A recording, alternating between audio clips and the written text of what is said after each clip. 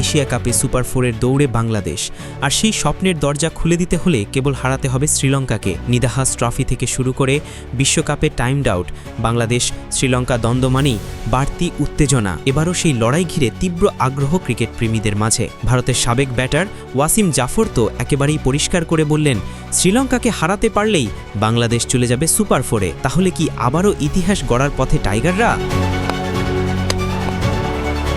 এশিয়ার ক্রিকেট মানেই ভারত পাকিস্তান দ্বন্দ্বের সঙ্গে আরেকটি নাম উঠে আসে, বাংলাদেশ বনাম শ্রীলঙ্কা। সাম্প্রতিক বছরগুলোতে এই লড়াই নতুন মাত্রা পেয়েছে। নিদাহাস ট্রফির উত্তেজনা, বিশ্বকাপে অ্যাঞ্জেলো ম্যাথিউসের টাইমড আউট বিতর্ক, সব মিলিয়ে দুই দলের প্রতিটি ম্যাচেই এখন আলাদা রোমাঞ্চ কাজ করে। আর এবারের এশিয়া কাপে সেই রোমাঞ্চ আবারও ফিরে আসছে। হংকংয়ের বিপক্ষে জয়ে শুভ সূচনা করেছে বাংলাদেশ। তবে গ্রুপ থেকে সুপার ফোরে যেতে হলে লঙ্কানদের হারানো এখন টাইগারদের সবচেয়ে বড় চ্যালেঞ্জ। ভারতের সাবেক ব্যাটার ওয়াসিম জাফরও মনে করেন, শ্রীলঙ্কাকে হারাতে পারলেই বাংলাদেশ সুপার ফোরে জায়গা করে নেবে। তার মতে ম্যাচের সূচি এবং কন্ডিশনের সঙ্গে খাপ খাইয়ে নেওয়ার সুবিধা এবার লিটন তাওহিদদের বাড়তি শক্তি দেবে। জাফর বলেন, বাংলাদেশ ইতিমধ্যেই একটি ম্যাচ খেলেছে, তারা জিতেছে এবং কন্ডিশনও চিনেছে। এর বিপরীতে শ্রীলঙ্কা দেরিতে এসেছে সংযুক্ত আরব আমিরাতে, তাই শুরুটা লঙ্কানদের জন্য কঠিন হতে পারে। আমার মনে হয় ম্যাচটা শ্রীলঙ্কার চেয়ে বাংলাদেশের জন্য সহজ হবে।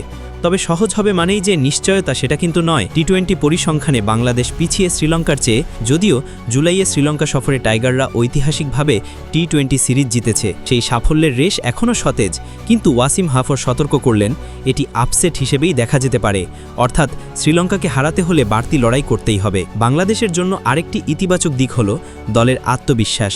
হংকংয়ের বিপক্ষে লিটন দাস ও তৌহিদ হৃদয়ের জুটি ব্যাটিংয়ে স্থিতি এনে দিয়েছে। বোলিংয়ে তানজিম সাকিব ধারালো স্পেল প্রতিপক্ষকে চাপে ফেলতে সফল হয়েছে। অন্যদিকে শ্রীলঙ্কা এখনও কন্ডিশনের সঙ্গে মানিয়ে নেওয়ার সুযোগ পায়নি। জিম্বাবুয়েতে সিরিজ খেলার পর সরাসরি আরব আমিরাতে এসেছে তারা, ফলে আবহাওয়া ও পিচ পরিস্থিতি সম্পর্কে বাংলাদেশ বেশি অভ্যস্ত। সবচেয়ে বড় কথা, সুপার ফোরে যাওয়ার লড়াইয়ে এই ম্যাচটাই নির্ণায়ক হতে পারে। বাংলাদেশের শেষ ম্যাচ আফগানিস্তানের বিপক্ষে। সেই ম্যাচের আগে যদি শ্রীলঙ্কাকে হারানো যায় তাহলে টাইগারদের পথ অনেকটাই সহজ হবে।